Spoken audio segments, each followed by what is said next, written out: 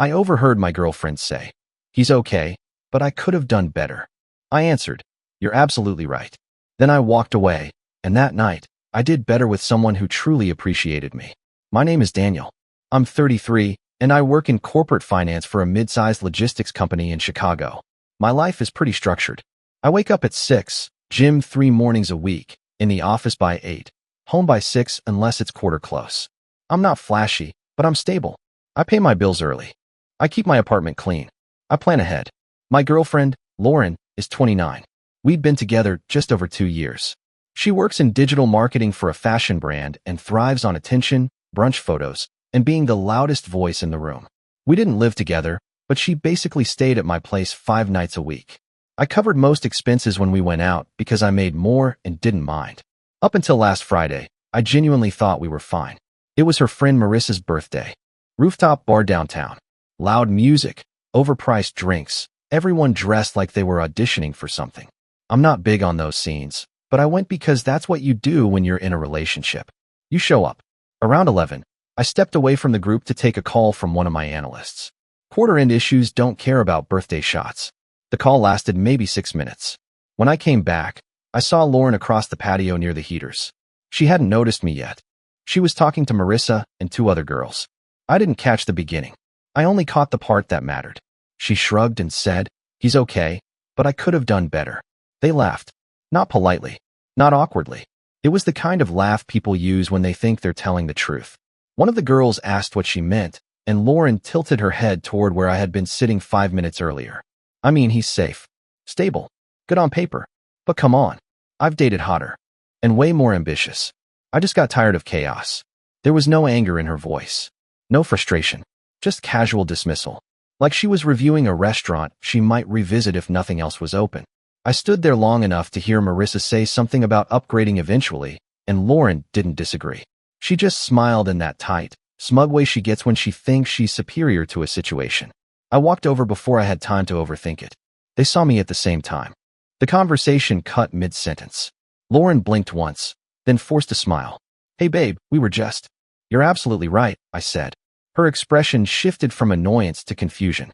"Right about what?" "That you could have done better." The girls went quiet. Completely. Lauren laughed, sharp and defensive. "Oh my God, don't start being dramatic. You weren't even part of the conversation." I nodded once. "You're right. I'm not." And for the first time all night, I meant it. Lauren stared at me like I'd just spoken another language. The smug smile dropped first. Then the irritation crept in. "What is that supposed to mean?" she asked. "It means I heard you." Marissa suddenly found her drink fascinating. The other 2 girls looked like they wished they were anywhere else. Lauren, though, doubled down. "Daniel, don't be weird. We were joking." I shook my head. "You weren't joking. You were evaluating." She crossed her arms. That defensive posture she uses when she's about to flip blame. "You weren't even part of the conversation."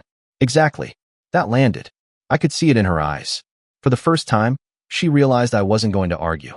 I wasn't going to defend myself. I wasn't going to try to convince her I was good enough. I just wasn't participating anymore. "So what?" she said, lowering her voice. "You're mad because I said you're stable? Because you're not some chaotic mess like my exes?" "No. I'm done because you said you could have done better. And you believe it." Her jaw tightened. "You're being insecure." That word again. The universal attempt to reframe disrespect as sensitivity. I took a breath and kept my tone level. "If you think you settled, then you should fix that." Her eyes widened slightly. "Fix it how?" "By not being with me." That's when she laughed again, but it sounded thinner this time. "Oh my God. So you're just going to throw away 2 years because I made one comment?" "No," I said. "I'm ending 2 years because you meant it. There's a difference." She looked around like she expected someone to jump in and mediate. No one did. "You're overreacting," she said. "You always take things too literally." I nodded. "That's probably why I heard exactly what you said." There was a long pause. Music thumping in the background. Cold air cutting through the tension. "So what?" she said finally. "You're breaking up with me? Right now? Over this?" "Yes." The word felt clean. Not dramatic. Not explosive. Just accurate. Her expression shifted from disbelief to anger in about 3 seconds. "You're seriously embarrassing me in front of my friends." I gave a small shrug. "You already did that for me." She opened her mouth, probably to escalate it into something louder, something that would paint me as unstable or cruel. But I didn't wait. I pulled my wallet out, set enough cash on the high-top table to cover both our drinks, and stepped back. You're right, Lauren, I said.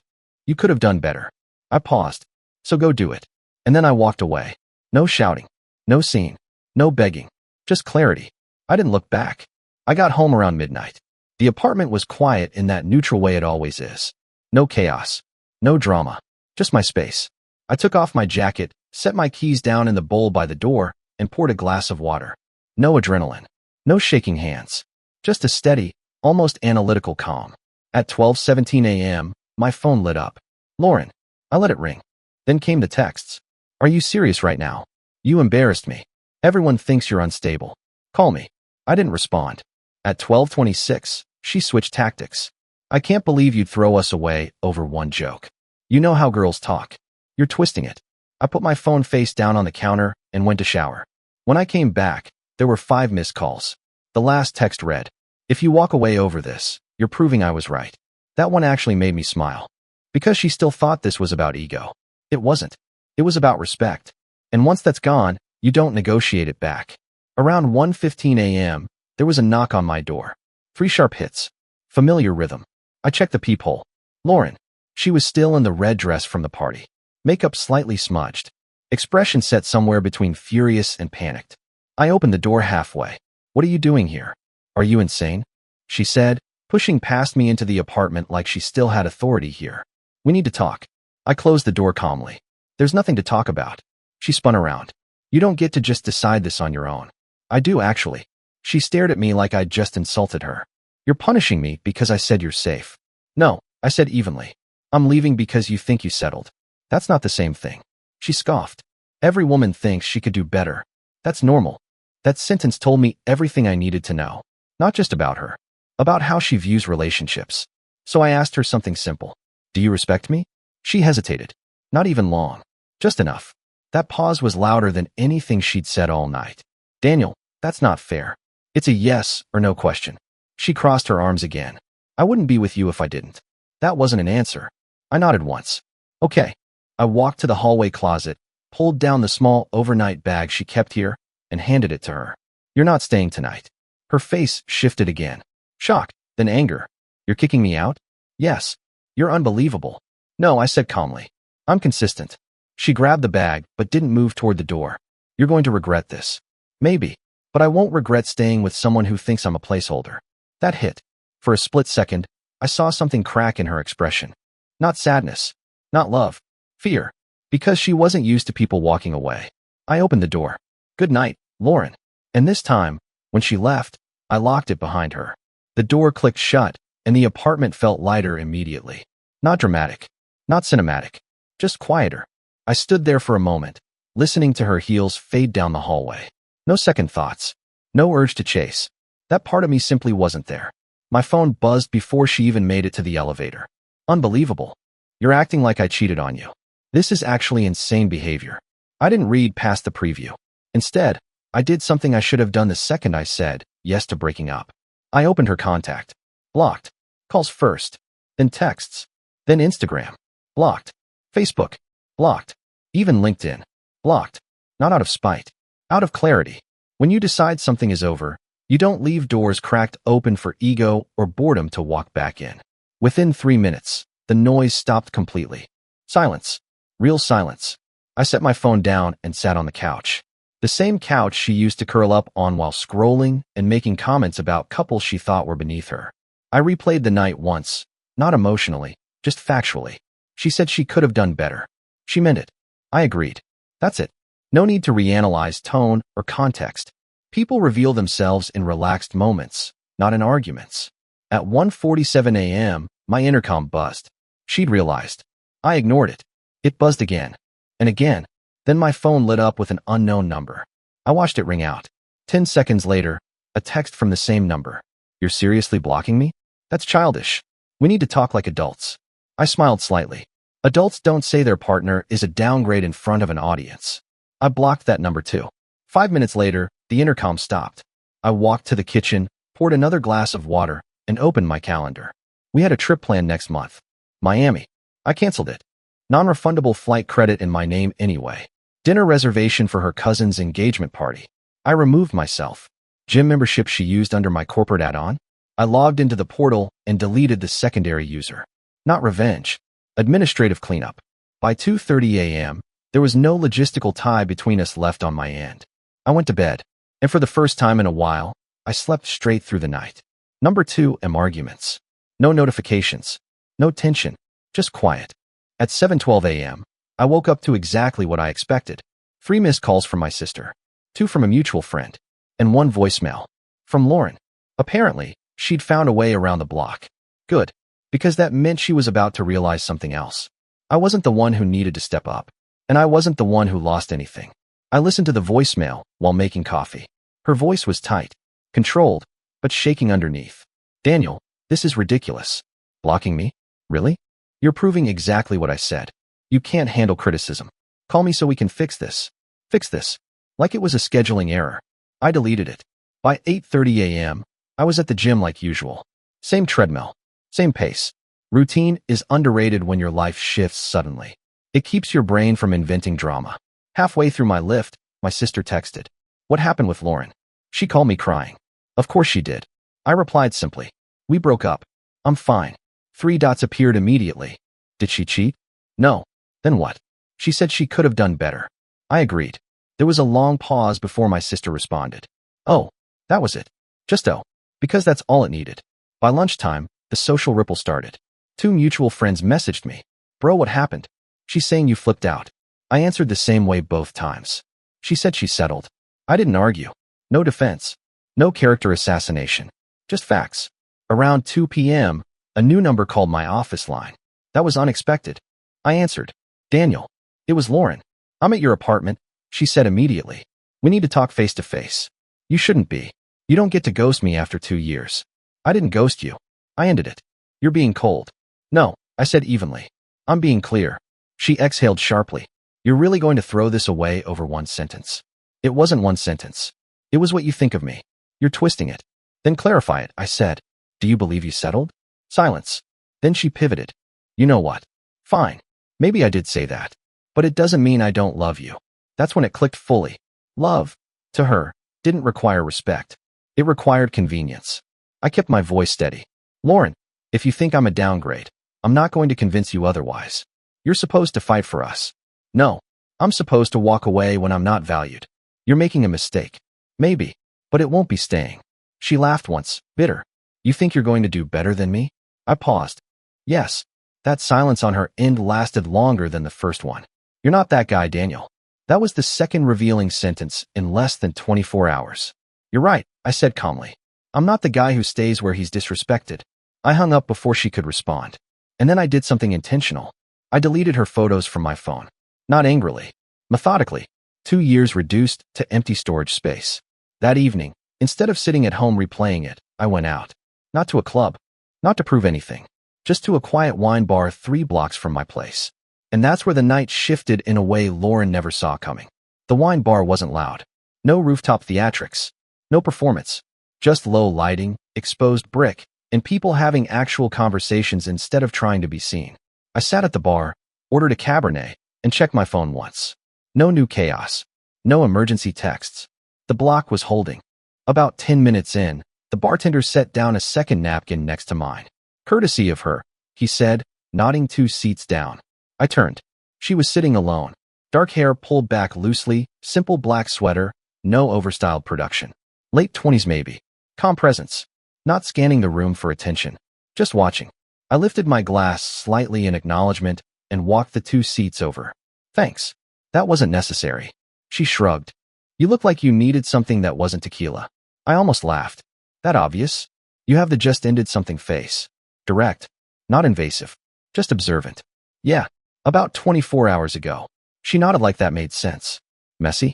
No. Clean. That seemed to interest her more. Clean break? Yes. Why? Because she said she could have done better. The woman blinked once, processing. And you? I agreed. That earned the first real smile. I like that answer. We talked for the next hour. Not about exes. Not about proving anything. Just normal conversation. Work. Travel. Music. The kind of interaction that doesn't feel like an audition. Her name was Maya. She was 30. Architect. Recently moved back to the city after finishing a project in Seattle. Analytical, but warm. Sharp without being sharp-edged. At one point she asked something simple. Why didn't you try to convince her? Because if someone thinks they settled, convincing them otherwise just makes you the backup plan. She held my gaze for a second longer than before. That's rare. What is? A guy who doesn't negotiate for his own value. That landed quietly. Around 10:30, she checked her phone. I'm heading out soon. Early meeting tomorrow. Same. She slid her phone across the bar. Put your number in. No pressure. Just coffee sometime. No chase. No ego. Just straightforward interest. I typed it in. As we walked out together, the air outside was cool. Quiet street. No crowd. No audience. And here's the part Lauren would hate. I wasn't trying to prove anything. I wasn't rebounding. I wasn't compensating. I was just present. Maya paused before crossing toward the parking garage. For what it's worth, she said, anyone who says they could have done better probably already peaked. I smiled. Maybe. She studied me for half a second. You don't seem like someone who stays second. I didn't. And that night, for the first time since the rooftop, I felt zero doubt about walking away. But the real shift? It hadn't even happened yet. Because Lauren wasn't done trying to win a game, I'd already exited. The next morning, I woke up to exactly what I expected. Lauren had escalated. Since she couldn't reach me directly, she switched strategy. Mutual friends. By 9 a.m., 3 separate people had texted me variations of the same thing. She's really upset. You blindsided her. Are you sure you want to throw this away? Blindsided. That word is always interesting. It implies something came out of nowhere. Nothing came out of nowhere. She said she could have done better. In public. Comfortably. I replied to everyone the same way. I'm good. I wish her the best. No mudslinging. No screenshots. No exposing. Because when you're steady, you don't need to campaign. Around noon, I got a message from Marissa, the rooftop friend. Can we talk? I think this got blown out of proportion. I almost ignored it. Then I realized something. Witnesses hate when the story doesn't match the narrative. So I called her. Daniel. She started immediately. Lauren didn't mean it like that. How did she mean it? You know how girls talk. It's just venting. About how you settled. She hesitated. She was just frustrated. With what? Silence. Exactly. Marissa exhaled. She's embarrassed, okay? She didn't think you heard. That was the first honest sentence anyone had said. I know. She thinks you overreacted. No, I said calmly. I reacted exactly once. Another pause. You're not going to take her back? No. That seemed to genuinely surprise her. People fight and say stuff they don't mean all the time. I'm sure they do. I don't. The call ended politely, but I could feel the shift. The narrative wasn't holding. By 3 p.m., Lauren tried a new angle. Email. Subject line, you're misunderstanding everything. I opened it once. Read it fully. It was 3 paragraphs of reframing. She was joking. She felt insecure that night. She was trying to look cool in front of her friends. She didn't mean she settled. Buried near the bottom was the real tell. I didn't think you'd actually walk away. There it was. She wasn't upset about losing me. She was upset that I left first. I didn't respond. Instead, I blocked her email too. Administrative cleanup, round 2. That evening, my phone buzzed with something different. Maya, coffee tomorrow after work? Simple. Direct. I typed back. Yes. No hesitation. No internal conflict. Because here's the part that surprised even me. I didn't feel like I was replacing someone. I felt like I had corrected something. Lauren wanted optionality. Maya wanted conversation. Lauren wanted leverage. Maya wanted presence. And Lauren still hadn't realized the worst part for her. I wasn't angry. I wasn't bitter. I wasn't trying to win. I was already gone. Coffee with Maya was Tuesday at 6:30. I showed up 5 minutes early. Habit. She walked in exactly on time. Hair tied back. No dramatic entrance. She smiled when she saw me like she was genuinely pleased, not evaluating. That alone felt different. We talked for almost 2 hours. Not once did she check her phone mid-sentence. Not once did she angle the conversation toward what I provided. She asked about my work and actually listened. Asked about my routine, my family, why I value structure. At one point she said something small but sharp. It takes discipline to walk away cleanly. Most people cling to comfort. I shrugged. Comfort without respect isn't comfort. She held my gaze for a second. Good. That was it. Just good. No performance. When we left, there was no forced moment. Just an easy hug and a see you this weekend? Yes. Simple. But while my week was getting calmer, Lauren's clearly wasn't. Thursday afternoon, my sister sent me a screenshot. Lauren had posted a vague Instagram story. Some people think they're better than they are. Pride comes before the fall. Black background. White text. Dramatic music. I almost laughed. When someone posts philosophy quotes instead of apologizing directly, you know they're spiraling. An hour later, another friend texted. She's telling people you emotionally shut down and never communicated. Interesting rewrite. I responded calmly. I communicated once. Clearly. And that was true. Friday evening, there was a knock at my door again. I checked the peephole. Lauren. Different outfit. Casual this time. Less performative. I didn't open it. She knocked again. Daniel, I know you're home. Silence from me. I could hear her shift weight outside the door. You're really going to ignore me? Yes. That's what blocking means. She tried the knob once. Locked. I heard her exhale sharply. You're not even that impressive, she said through the door, voice raised now. You think you're going to upgrade? With who? That question hung in the hallway. I almost answered. Instead, I let her talk. You were safe. That's it. Safe. Don't act like you were some prize. There it was. When persuasion fails, ego attacks. Her footsteps echoed down the hallway a minute later. I waited 5 full minutes before checking the peephole again. Empty. I went back to my couch and opened my laptop. Not to scroll. To book dinner reservations for Saturday. With Maya. No posting. No flexing. No proving. Just moving forward. And here's the part Lauren still didn't understand. When someone says they could have done better, they assume you'll scramble to compete. She never considered the possibility that I would agree, and then actually do it. Saturday night was deliberate. Not flashy. Not engineered to be seen. Just deliberate. I picked a small Italian place in River North. Quiet. Good lighting. No rooftop theatrics. Maya showed up in a simple navy dress and sneakers, hair down this time. She looked comfortable. Not curated. Dinner was easy.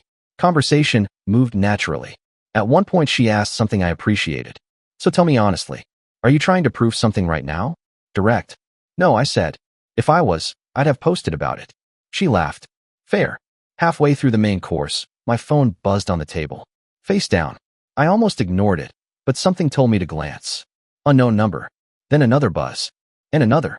I excused myself for 30 seconds and stepped toward the hallway. Voicemail notification. Then a text. You moved on already? That was fast. You were just waiting for an excuse. Lauren. New number again. I didn't respond. Didn't block it yet either. I just stood there for a second. The timing wasn't random. She'd been checking, watching stories, asking mutual friends. And somehow she'd found out I was out. People who think they settled hate seeing the person they downgraded look peaceful. I walked back to the table. Everything okay? Maya asked. Yeah. I flipped my phone fully onto silent and slid it into my jacket. Then I did something intentional. I didn't check it again for the rest of the night. Not in the bathroom. Not between courses. Not outside the restaurant. Because attention is currency, and I wasn't spending mine there anymore. After dinner, we walked along the river. Cold air. City lights reflecting on the water. Easy silence between conversation. At one point Maya stopped and looked at me. You don't seem like someone who gets shaken easily. I thought about that. I don't stay where I'm not respected. That helps. She nodded slowly. Good policy. When we said goodnight, the kiss wasn't dramatic. It wasn't revenge. It wasn't proof. It was just mutual. When I got home, I checked my phone. 8 missed calls. 3 voicemails. 14 texts from 3 different numbers. The last one read, You think you won? I stared at that sentence for a moment. Then I blocked the new numbers. Deleted the voicemails without listening. And set my phone down. Because this was never a competition. She said she could have done better. I agreed.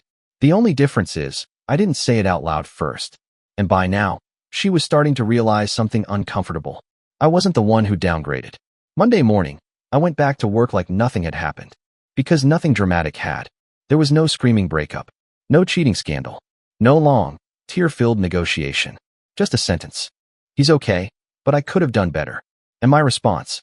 You're absolutely right. By midweek, the tone around me had shifted. Mutual friends stopped trying to mediate. The narrative lost energy once people realized I wasn't engaging in it. There's nothing entertaining about a man who doesn't spiral. Lauren, apparently, did spiral. A coworker of mine, whose girlfriend is friends with Marissa, mentioned something in passing at lunch. She's been asking around about the girl you were seen with. Trying to figure out who she is. That told me everything. Not heartbreak. Competition. The following Friday, almost 2 weeks after the rooftop, I got one final email from a new address. Subject line, I didn't mean it like that. I opened it once. It was different from the others. Shorter. Less defensive. I was insecure that night. I felt like I needed to impress them. I didn't actually think I could do better. I just didn't think you'd leave. There it was again. Not I didn't mean it. I didn't think you'd leave. I didn't respond. Because here's the truth most people don't like hearing. Respect isn't rebuilt through explanation. It's revealed through behavior. And she had already revealed hers. That Saturday, Maya came over for dinner. Nothing dramatic. I cooked. We talked. She noticed the little things. Complimented the way I'd organized my kitchen. Asked about a framed photo of my family without comparing it to anyone else. At one point she said something simple. It's rare to meet someone who knows when to exit. I smiled. It's rarer to meet someone who doesn't make you want to. And that's the difference. Lauren thought she settled for safe. Maya sees steady. Lauren thought she could have done better. I did. Not out of spite. Not out of revenge. Just alignment.